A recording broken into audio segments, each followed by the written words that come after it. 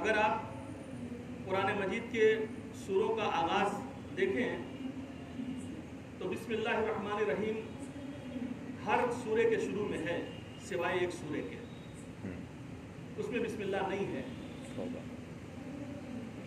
اللہ نے اس سورے کا نام سورہ رحمان رکھا ہے، اور جب ہم بسم اللہ پڑھتے ہیں تو بسم اللہ الرحمن الرحیم، رحمان بھی کہتے ہیں اور رحیم بھی کہتے ہیں۔ رحمان میں بھی ر میم ہے اور رحیم میں بھی ر میم ہے، وہاں بھی معنی رحم کا ہے، یہاں بھی معنی رحم کا ہے۔ تو جب رحمان کہنے سے بات مکمل ہو رہی تھی تو رحیم کہنے کی کیا ضرورت ہے؟ بھائی بسم اللہ الرحمن کے بعد مکمل ہے کہ شروع کرتا ہوں اس کے نام سے جو رحمان ہے، رحم کرنے والا ہے، پھر یہ رحیم کی کیا ضرورت ہے؟ اگر مادہ دیکھا جائے تو ر میم رحمان میں بھی ہے اور ر میم رحیم میں بھی ہے، لیکن جب آپ لغت اٹھا کر دیکھیں گے اور علماء سے پوچھیں گے کہ یہ رحمان اور رحیم میں فرق کیا ہے، تو علماء اکرام آپ کو بتائیں گے، علماء تفاسیر آپ کو بتائیں گے کہ رحمان اس رحم کرنے والے کو کہتے ہیں جو سب پر رحم کرتا ہے، چاہے وہ اس کی عبادت کرے یا نہ کرے۔ توجہ ہے؟ رحمان کسے کہتے ہیں؟ ایسا رحم کرنے والا کہ وہ سب پر رحم کرتا ہے، چاہے اس کی عبادت کی جائے چاہے نہ کی جائے۔ مثلا سورج ہے، سب لوگ فائدہ اٹھاؤ، اللہ کی توحید کو مانتے ہو تب بھی فائدہ اٹھاؤ، نہیں مانتے ہو تب بھی فائدہ اٹھاؤ، پیدا تو میں نے ہی کیا ہے نا، خالق کا کہنا ہی ہے۔ چاند سے کون فائدہ اٹھائے گا؟ سب فائدہ اٹھاؤ چونکہ میں رحمان ہوں۔ زمین سے کون فائدہ اٹھائے گا؟ سب فائدہ اٹھاؤ چونکہ میں رحمان ہوں۔ توجہ رہے؟ تو رحمان اس رحم کرنے والے کو کہتے ہیں جو سب پر رحم کرتا ہو، چاہے وہ کوئی اسے مانے یا نہ مانے۔ اب رحیم کا معنی کیا ہے؟ کہا رحیم بھی معنی ہے یہی ہے، رحم کرنے والا، لیکن یہ دنیا میں رحم کرنے والے کو رحیم نہیں کرتے، آخرت میں ایک خاص گروہ ہے جس پر رحم کیا جائے گا، اس عنوان سے اسے رحیم کہا گیا ہے۔ صلوات پڑھ دیں محمد۔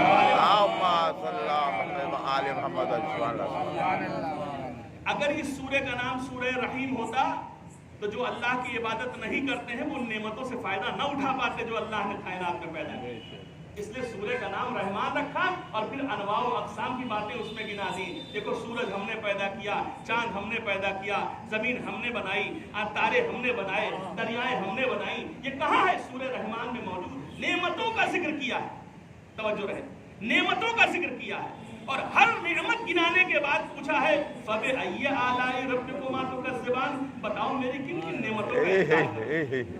اے گروہ جن و انس، بتاؤ کن کن نعمتوں کا انکار کرو گے؟ تمہاری نظر جب سر آسمان کی طرف اٹھاؤ گے تو سورج پر نظر پڑے گی، وہ میری نعمت ہے، ہم نے تمہارے لیے بنائی ہے۔ جب رات میں سر اٹھاؤ گے تو ستاروں پر نظر پڑے گی، وہ بھی ہم نے تمہارے لیے بنایا ہے۔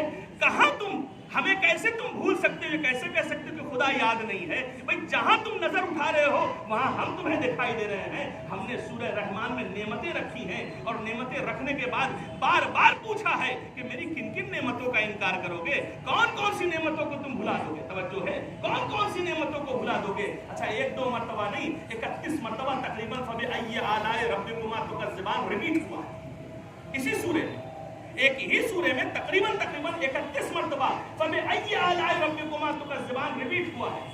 اور آپ بزرگان بہتر واقف ہیں اس بات سے کہ ریپیٹیشن انسان کے مزاج سے تعلیم نہیں کرتا۔ کبھی کسی بھی بات کو بار بار ریپیٹ کر دیا جائے تو انسان جھجلا جاتا ہے، اس کے ذہن پہ بار ہو جاتی ہے یہ بات۔ بھئی گھروں میں دیکھ لیجئے، اگر والد جو ہے 4 مرتبہ بیٹے سے کہہ دیں کہ فلاں سامان لے آنا تو اس کے مزاج پر بار ہونے لگتا ہے، کہ بار بار مت بتایا کیجئے مجھے، جبکہ اس جوان کو معلوم ہونا چاہیے کہ ماں باپ کے اوپر آوازیں بلند نہیں کی جاتی ہیں۔ صلوات پڑھ دیں محمد۔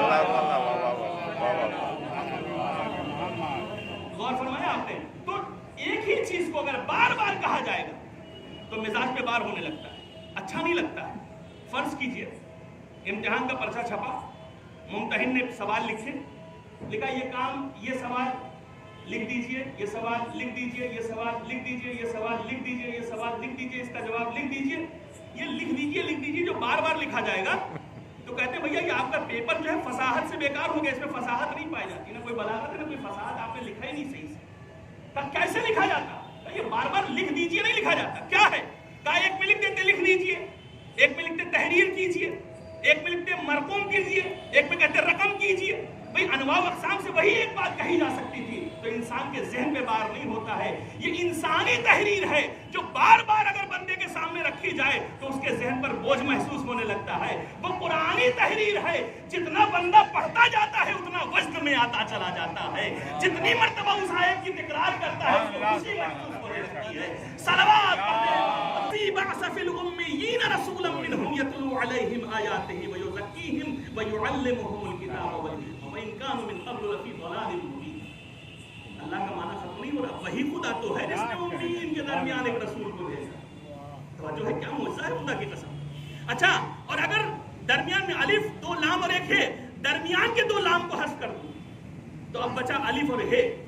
میں نے روایت میں دیکھا ہے مریض جب بستر پر لیٹ کر آہ آہ کرتا ہے تو وہ کسی اور کو نہیں اپنے اللہ کو پکارا کرتا ہے. صلوات پڑھ دیں.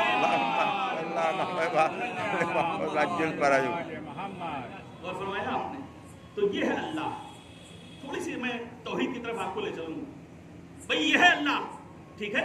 تو اللہ کا اگر نام لے لیا تو تمام صفات اس کے اندر شامل ہو گئی، تمام چیزیں، تمام اسماء اس میں شامل ہو گئی. اللہ کے 100 نام نہیں ہیں جو قرآن کے پیچھے چھپے ہوتے ہیں، 300 نام نہیں، اللہ کے 1000 نام ہیں.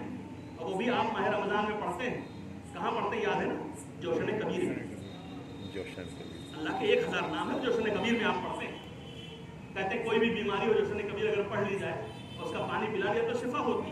اللہ کے 1000 نام ہے، اس میں سے کوئی ایک اسم اعظم. توجہ ہے، اس میں سے کوئی ایک اسم اعظم ہے. اچھا، تو اب تمام نام کو چھوڑیے، ایک نام کی طرف آپ کی توجہ چاہتا ہوں. بھئی خدا بند عالم کے بہت سارے اسما، میں نے کہا 1000 نام. ان 1000 ناموں میں ایک نام ہے متکبر. سنا ہے؟ متکبر، رحمان رحیم کے تو آپ نے روز سنا ہوگا.